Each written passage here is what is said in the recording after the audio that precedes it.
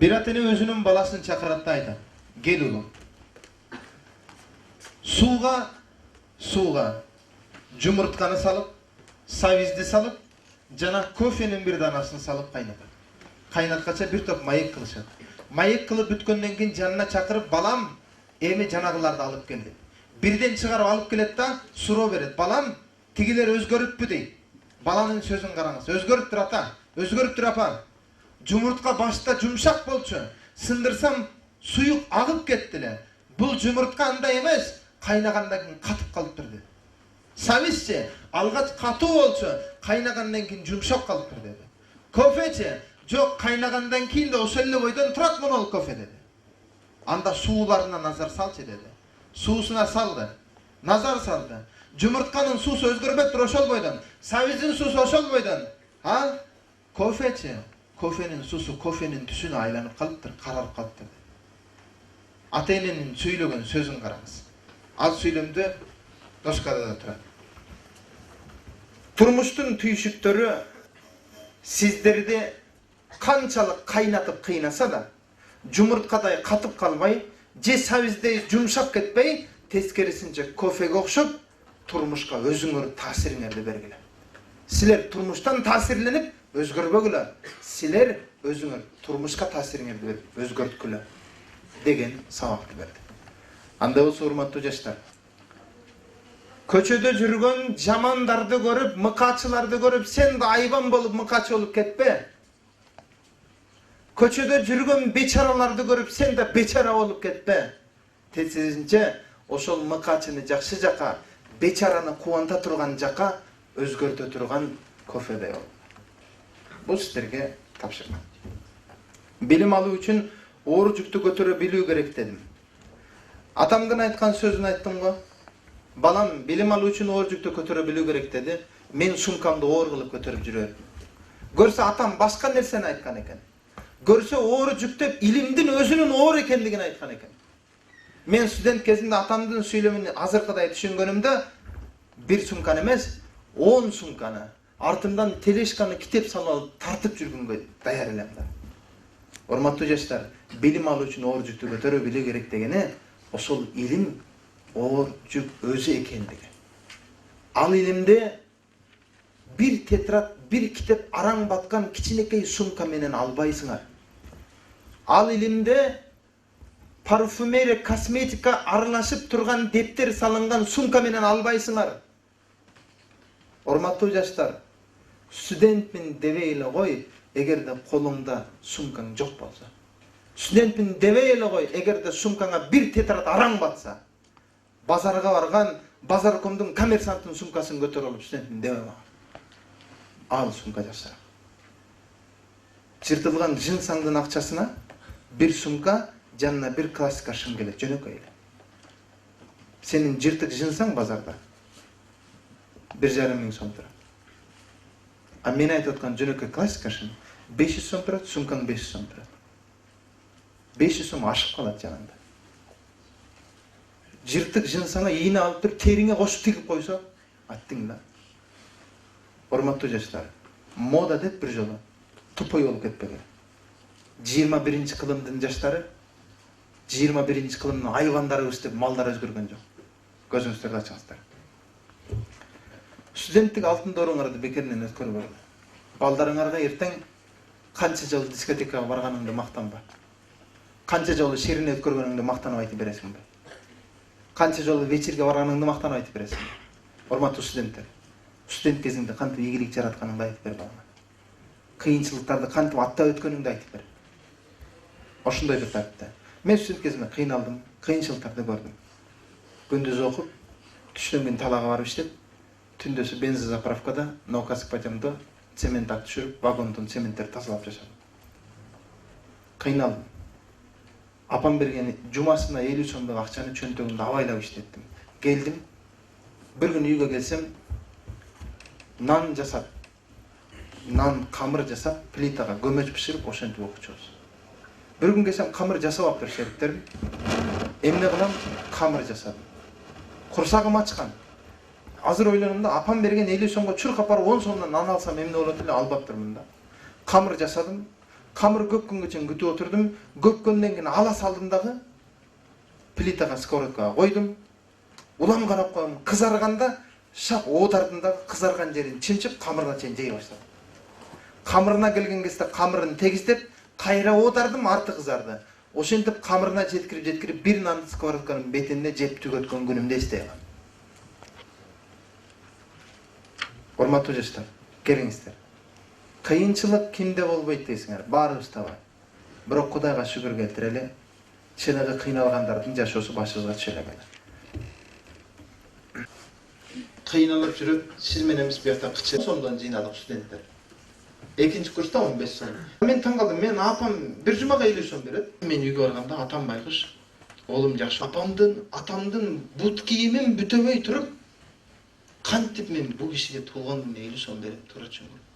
Куратор менин бере турган 50 сом ачка турат да, акчам жок, араң окуп атам, туура түшүнүңүзчү. Туулган күнгө белек бирөөдөн талап кылып зордоп алынбайт да, муну да 22-ге чыктың, үйгө барып вечер өткөрүп атасың. Апата досторум келет. Урматтуу бир тууганым, 22 жыл мурда сени төрөп толго тартып энең кыйналган. Сени энеңди больницага апарып акчасын төлөп башлаган атаң кыйналган. 22 жылдан бери именно туулган күнү идишиңди жууп, тамагыңды даярдап, туулгандарың, досторуң чакырып, вечериңди өткөрүп, түн жарымга чейин коногуң кетсе идишиңди жууп апаң кыйналып атат. 22 жылдан бери именно ошол күнү кыйналат. Сен кыйналбай атасың. Урматтуу жаштар, туулган күнү ата-энеңден белек талап кылбай, сен кыйналган эмессиң ал күнү. Бүгүн күнгө чейин кыйналган жоксуң. Анда туулган күнү сени кыйнап төрөгөн, кыйналып төрөгөн. Сени кыйналып баккан ата-энеңе белек бердиңби, белек талап кылбай. Урматтуу жаштар, көзүңөрдү ачкыла. Туулган күнү ата-энеңден талап кылбай, тетирисинче мени төрөгөн, мени баккан ата-эне сиздерге рахмат, муну менден белек деп сен берип кой. Талап кылбагыла тияктан. Кыргызстандын келечеги жаштардын колундабы, же мастардын колундабы? Алыңыздар биздин өзүбүздүн жаштардын сүрөтү.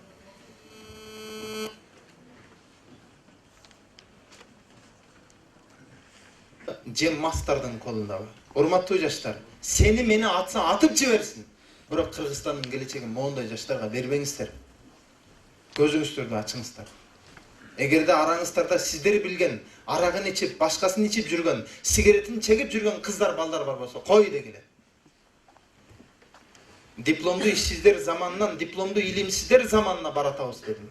Мурда диплом бар эле, ага жараша иш жок эле. Азыр диплом бар, ага жараша илим жок. Диплом ала турган баласын сен коридордо юху деп бакырып жүрөсүң. Көзүңүздөрдү ачыңыздар. Козу чоңойсо кой болушу анык. Же көрдүңөр бир козу чоңоюп төө болуп кеткенин? Күчүк чоңойсо ит болушу анык. Бирок адам баласы чоңойсо адам болушуна гарантия жок. Келиңиздер. Сиз менен биз чоңойлук. Коомчулукка пайдабыз тийсин. Далилдөөчү билбейт, билген далилдей албайт. Оозун көбүртүп сүйлөгөн адам балекетти билбейт. Билген адамды сүйлөтпөйбүз керек болсо. Ушундай замандабыз. Баалуулук ар кимде ар түрдө. Кимдир акчаны баалайт, кимдир баланы баалайт. Ар дайым артыңды тазалап жүр, өзүңдү адамдардай алып жүрбөгүн деп койдум атайлар. Ич, чек, сайын сенин балдарың анын баарына жооп берет. Ушул баланын күнөөсү барбы?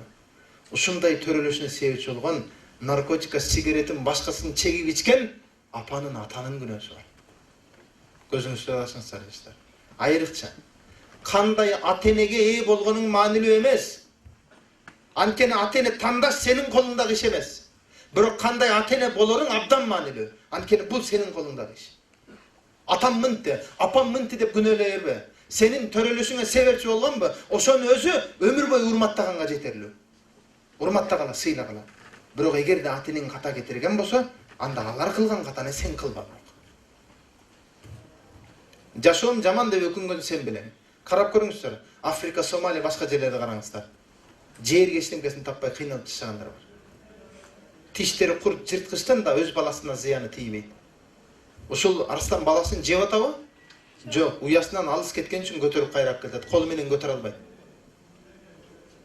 Бирок кээде баласын урган адамды көрүп, жырткыч экен, айбан экен дейбиз. Айбан да антпейт.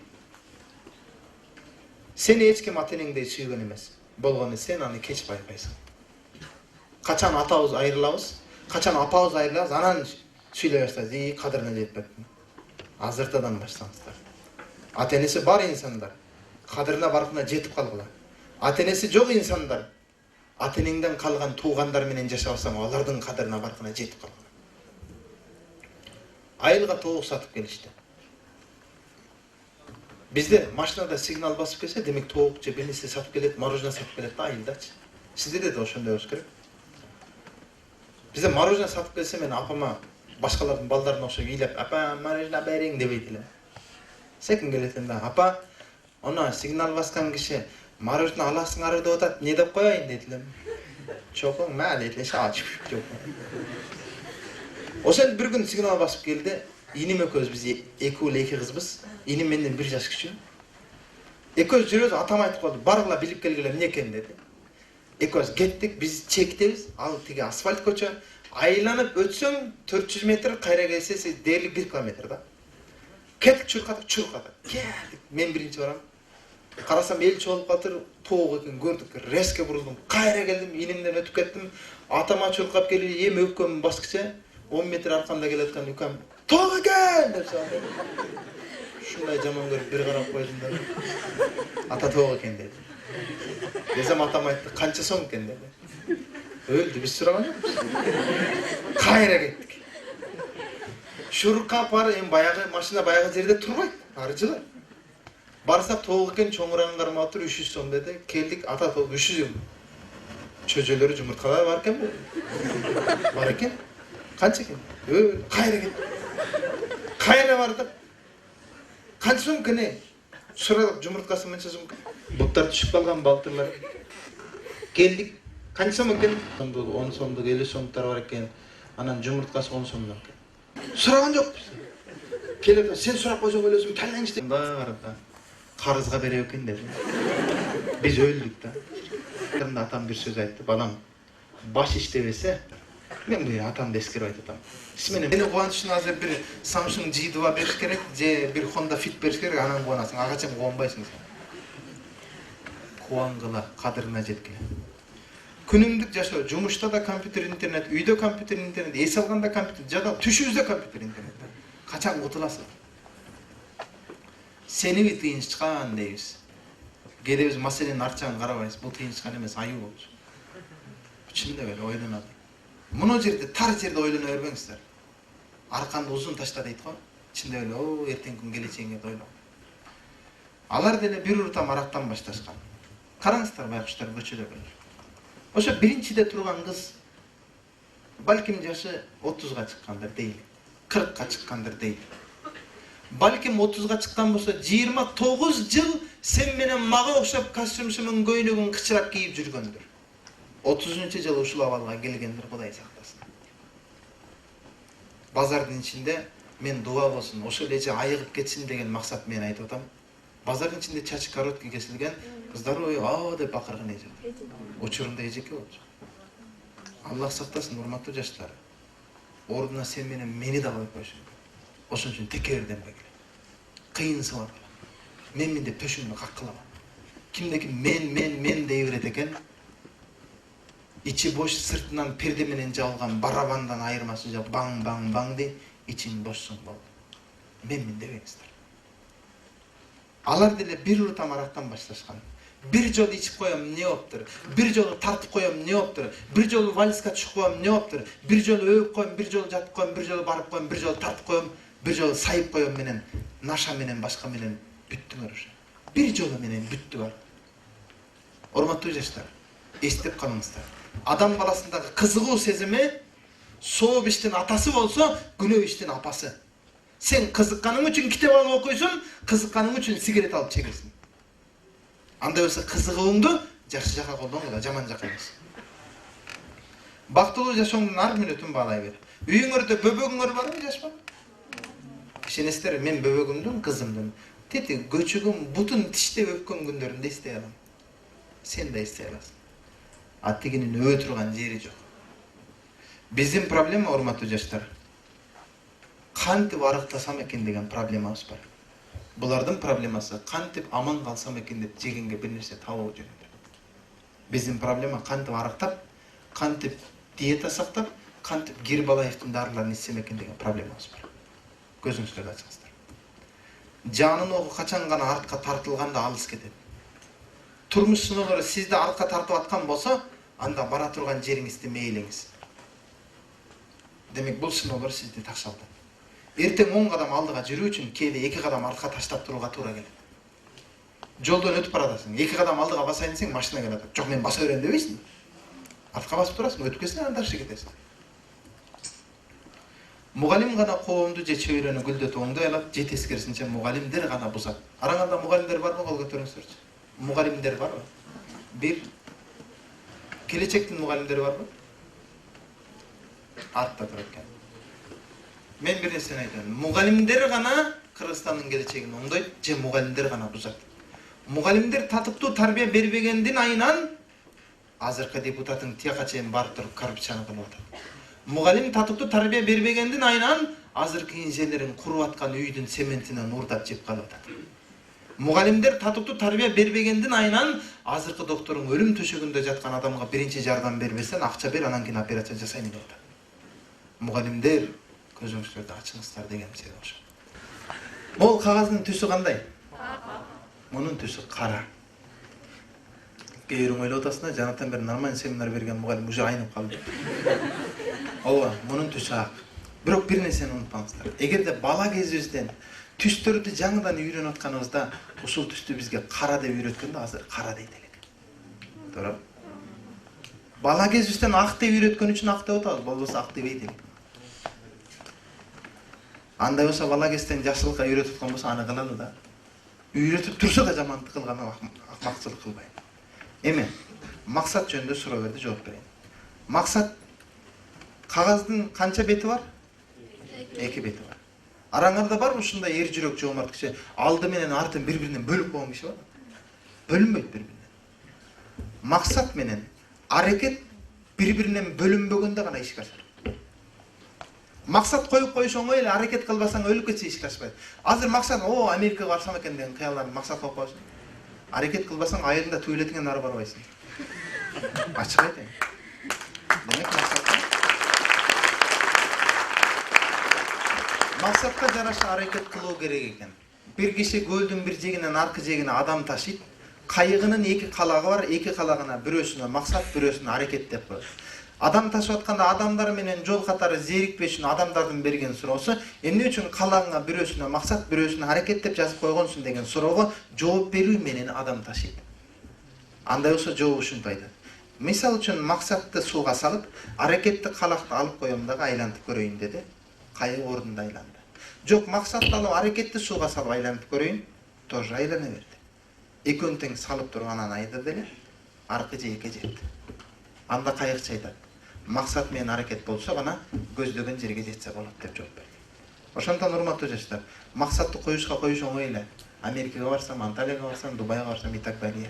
Но аракет болбосо барбайсыңар. Ал эми жалкоо болбош үчүн, ар дайым жандуу туруш үчүн эмне кылыш керек? Сагынып келсем атайлап, суроону бердиң сен мага. Мектептен эмне кеттиң деп, акындыкка жеттиң деп, анан эмнеге иштебей калдың деп, суроонуң анда жообун берейин кызым мен сага. Ушундай суроо келерин кимдир бирөө берерин көргөндө көстөн байкагам.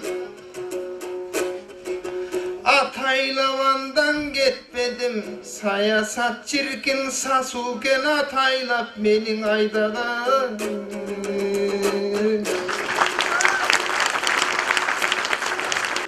Хариш өкүнбөй кеттим аяктан жумушумду тапшырып. Ал жактан эгер болгондо кел албайт элем, кашыңан өзүңөрдү шат кылып.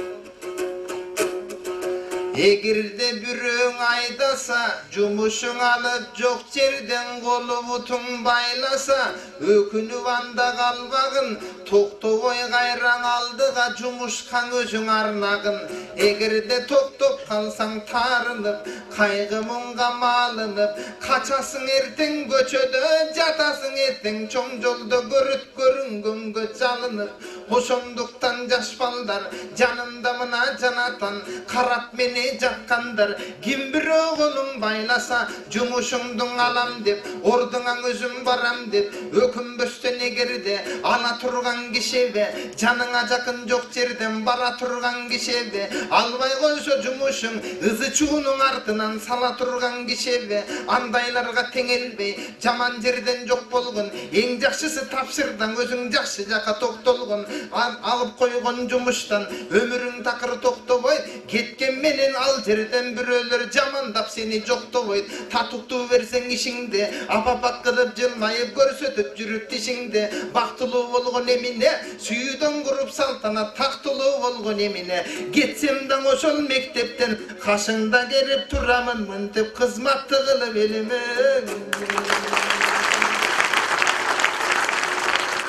Babur degen kayısıl jerde jürüsem de kızmatty kılgan jamynda. Aytoreň birinçiň adammın, akın bolup jaraldım, el içinde jok jerden aytoluň atda taraldım. Alemeň ayta turgan silerge ataylap kelip bu jerge, akın emes birinçi adam bolup jüröle, alga baskan bekem dep kadam bolup jüröle. Hanana teneni bir sıylap, akındı tıngdap turgandı norvasın jüröge. Eň başında gelgende, maksat menen jalkoluk surosun kızım bergende, surosun uğup eň soňunda salam menen atından ayday bolot dep saldyň oşol jagı şermende. Aylanayın aydayım, senin göngülüňdi baykayın, ırda bütüp tiyaktan ırımdı mıntip, soňunda mende salamatsın dep aytayın. Albette ayday degen uluken, mamilesi jylyken, aydaydy görüp oýlandym, negiziň açky takkan adamlar çynda bele suluken. Bir özüň anan sen boldum, bir özüň anan men boldum. Ekövüstiň sulubuz men kantyp senden gem boldum. Salam berbey soňunda, eň başynda salam ber aytolmaga dem bolgun. Bizdeki so etpegenden bolgola, ateneniň armynöt estegenden bolgola, jırtyk çymdy giyip alıp göýnөгüňdüň denengden çeçpegenden bolgola, azyr aýtkan gebimde akylga tuýup günüň estegenden bolgola, jırtyk şymyň janatan akynyň aýtyp ırgylgan, çiçalaba giygendir şymyň menen goşulyp çirkinmeň goşo jırtylgan.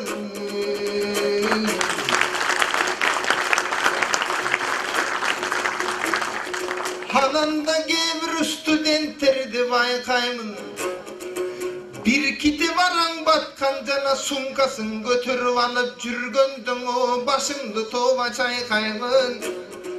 Aylanayım baldarım, koluňa kıska sunkan alganyň, azyr okuway jürüsöň ertege güýütüň çoň armanyň.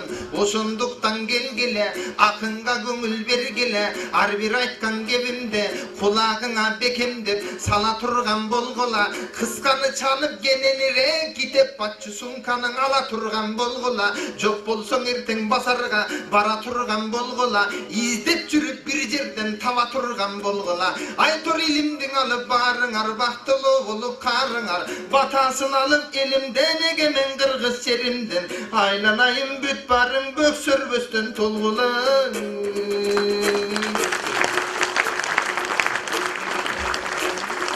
Handan uzata vermey sözümdü, görsöte vermey özümdü, Ушуну менен токтойун, бекерин кепти кошпойун. Калган капкан кептерди кийинкиде буйурса семинар болсун, кайталап ошондо келип коскоюн. Аңсыз деле тиякта карап аткан көздөр бар, качан бүтөт деген тиктеп аткан көздөр бар. Токтотчуң эмин ата эл деп айтылып аткан сөздөр бар. Аңсыз деле акындын ырдап мына жатты да, бир кызың мында болчу эле, зеригип кетип аныңдан эшикти көздөй качты да. Айланайын ай кызым, сумкасын алып мойнуна, кубаныч бакпай койнуна, ордуна келип отурсун, кызартпастан бетинде бир алаканча койгуну.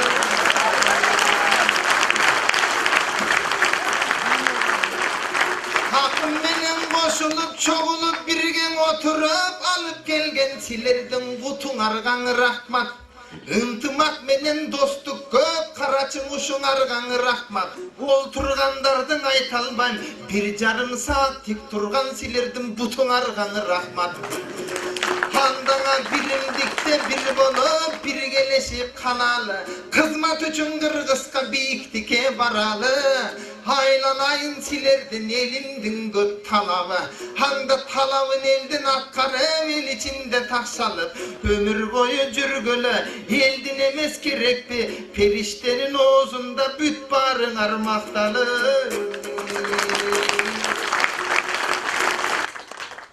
Сураңыз. Оштунун лидерлер мектеби борборунун мүчөсү сиздермен. Сизге берер чалбаш сурай, сиз өзү инфакты окудум дедиңиз. Ал эми акындыкка кандай кызыгып калдыңыз? Ал эми экинчи суроо, жет атаңызды айтып бересизби? Калдыңыз дейт. Ана мен айттым, үйдө катыным мен айтыша берип акын болуп кеттим. Тамаша го, бирок чындыгында акындык өнөр бир Кудайдан берилген бир талант экен. Аракет кылып көрөйүн дедим, 2014 айтышка чыгып көрөйүн дедим, айтышка чыктым. Анан эле так бет акын болуп калдым балдар. Биздин ата тегибизде тууган уруктарыбызда бир акын киши өткөн эмес. Кудайдан болгон аракет экен, бизге берген берекет экен. Ошондуктан эгерде араңызда акындыкка кызыккан киши болсо, өзүндө бир көрөнгүсү бар болсо, албетте эшигим ачык. Театрдан табыңыздар, же интернет баракчасында, Facebook'tan идерис деп атым турат, байланышыңыздарда мен менен келип акындык өнөрүңүздү такшатып көрөлү. Бирок негизинен өзүңүздө бир чымын болсун, көрөнгү болсун, уютку болсун. Анан уютку болбой туруп жөндөн жөн эле тарс эле акын боло албайсыз. Эми уютку дегенде кандай? Мисалы үчүн бир челек сүттү бир кашык айран кошуп тыңдап койсоң, анан айран болот. Айранды салмайынча өзүнөн өзү айран болбойт деги сүт. Тагыраак айтканда, сизде ошол бир кашык уютка айран болуш керек да, өзүңүздө акындыкка кызыгып. Калган бир челек сүттү мен берем сизге. Сизде айран болсун да, уютку болсун, көрөнгү болсун. Эгерде уютку көрөнгү болбой туруп, биякта чакалап, челектеп, дастандарды, эпосторду жаттаңыз, баары акын болбойсуз. Жамакчы болушуңуз мүмкүн. Ошондуктан өзүңүздө уют болсун. Ал эми жет атаңызды айтып бересизби деди. Мен 4 атамды, 5 атамды билем, 7 атамды билбейм, анткени ата-энем тигилер өздөрү билбейт экен да. Ошон үчүн анан билбесем мен азыр кошуналардын атын кошуп берем, анан отурасың, билет экен деп мактайм. Анан атым Идрис, атам Абдусаттар, анын атасы Мамасыдык, анын атасы Айтыбай болгон. Ошондон мен Айтыбаев болуп атам. Бирок дальше аттарын билесиңер, алардан сурам билбейт экен. Анан бир нерсени унутпаңыздар. Жет атасын билбейт экен, патриот эмес экен. Ой, тууганым, биздин жаштар патриот ким десе, Кыргыздын калпагын кийип, артына Кыргызстан желегин коюп, сүрөткө түшүп, моюна I love Кыргызстан деп жазып, ошону патриот деп калат да. Андай эмес. Патриот десе эле сөзсүз түрдө ошону түшүнүп калбаңыздар. Жет атасын билет экен деп, ой, патриот экен. Андай эмес. Жет атасын билет. Кыргызстандын калпагын жазып алып, Кыргызстанды сатып аткан канчасы бар. Кыргыз тилин билбейт экен, ай мунун киргиз экен, патриот эмес экен. Кечирип коесуң, кыргыз тилин үйрөнүп алып, Америкадан келип, бирок көрүнгөн балыгын жасап аткан тегине патриот дебейли. Ошондуктан маанилүү болгон бир адамдын кыргыз тилин билишинде же жет атасын билишинде эмес. Маанилүү болгон ким болушунан кат'ий назар. Майлы өзбек болсун, истерсен бирок Аллах ашкана о түрк болсун. Ким болсо болсун. О адам burada yaşıyor, burayı seviyor. Demek ki o патриот. Пускай он рус. Но самое главное, он уважает все законы, которые здесь в Кыргызстане имеет. Тогда это и он и тоже патриот. Не означает, что не знает, как написано. үчүнчү курста. Алай сизге бир суроо берип келип турат. Азыркы биздин келечек жаштардын эң бир жөнөкөй болгон тамырын куруп аткан, бул мен мындай өзүмдүн оюм, заочный окуп барып, ошо мектептерде сабак берип жаткан мугалимдерге сиздин көз карашыңыз кандай? Ал эми экинчи суроом, азыр айрыкча мына жаштардын арасында бирок студенттер капа болбоңуздар, айтып коечу нерсе сүйүү деген балекет бар. Ушул сүйүүдүн артынан даршы борчу болуп өтө көптөгөн нерселер бузулуп атат да. Бул боюнча дагы кичине айтып берсеңиз. Негизи жалпы билим берүү тармагынын чоң бир көйгөйүнүн бири бул дагы заочное отделение деген сөз. Айрыкча чындап эле сиз айткандай кошулам, эгерде мугалимдик кесипке окуп аткан адамдардын заочный факультетин болушун каалабайт элем. Анткени мугалим башкалар үй салат, банк салат. Алар үй курат. Бирок мугалим ал бүтүндөй адам баласын курат, тарбиялайт. Ошондон мугалим кесибинде окугандардын заочный факультетин болушун каалабайт элем. Ал эми башка факультеттерде заочный окуп калгандар шартына жараша болушу мүмкүн, бирок заочный окуп калган студенттердин окуусу очный окугандардыга караганда алда канча бир топ татаал болушун каалайт элем. Бүгүнкү күндө андай эмес экен тилекке каршы. Албетте, бул жөнүндө да бир айта берсең сөз көп, бирок ошентсе да заочныйда окуп аткан студенттер болсо, көзүңүздөрдү ачыңыздар. Эгерде жакшы окуган болсоңуз, сиз Кыргызстанда жашаган 6 миллион адамдын акысына кирип каласыз. Жакшы окуңуз. Ал эми сүйүү маселесине келсе, сүйүүсүз турмуш, фундаментсиз курулуш, любовь, морковь, сүйүү, урматтуу жаштар, биринчи 5-чи курста окуган 23 жашар бала келиптир жаныма. Аке, үйлөнөйүн деди. Макул, анан сүйгөн кызыма ата-энем үйлөбөй атат. Эмне? Канча таныш, 7 ай болот танышканыма. Анан мен айттым, эмне болду анан? Ата-энем көнбөй койду, мен үйдөн тарым чыгып кеттим. Урматтуу бир тууган, сени 23 жыл баккан ата-энеңе болгон сүйүүнү таанышканыңа 7 ай болгон сүйүү басып койду. Ойлонуп көрөсүңүз ушул маселени. Же кайсы ата-энени көрдүңөр өз баласын же кызын жаман бирөөгө үйлөп күйөөгө берген? Мүмкүн эмес. Ошондон мен жана айттым, теманын семинардын башында да айткам, сүйүү менен аласызбы, окуу менен аласызбы? Сүйүү жок. Ким айтат сүйүү жок? Сүйүү бар. Бирок биринчи жаратканга болгон сүйүү болуш керек. Анын пайгамбарына, элчисине, ата-энеге болгон сүйүүлөр бар, мекенге болгон сүйүү бар, доско болгон сүйүү бар, мугалимге болгон сүйүү бар, тууганга болгон сүйүү бар, толтура сүйүү бар. Бирок могул сүйүүлөрдүн бирин да эсепке албайбызда, биз үчүн кыз-жигит ортосунда сүйүү маанилүү болот. Андай эмес. Бул менен алаксыбагыла. Бул эң акыркы этапта болгон сүйүү. Ага чейинки могу жакта толтура сүйүүлөр бар. Ушулардын баарын аткаргыла. Коңшуга болгон сүйүү бар. Баардык сүйүүлөр толтура бар. Айбанатка болгон сүйүү бар, жаратылышка болгон сүйүү бар, өсүмдүккө, табиятка болгон сүйүү бар, толтура сүйүү бар. Баардык сүйүүнү чалып коюп, бизде кыз-жигит ортосунда сүйүү маанилүү болду. Башка сүйүүнү көрбөйбүз биз. Андай эмес бир тууган. Алдыкы кыз-жигит ортосундагы любовь, морковьту кое туруңуздар.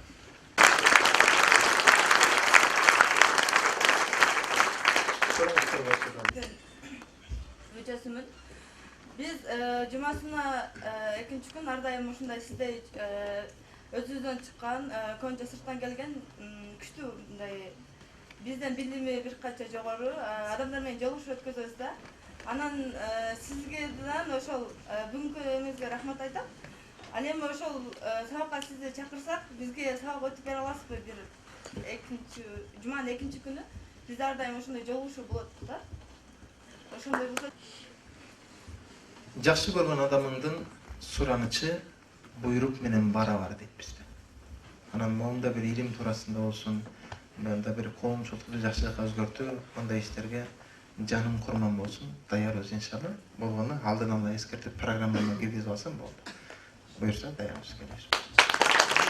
Заман дейт, ошо заман. Заманды жүрбөсөң, заман сени чалат дейт.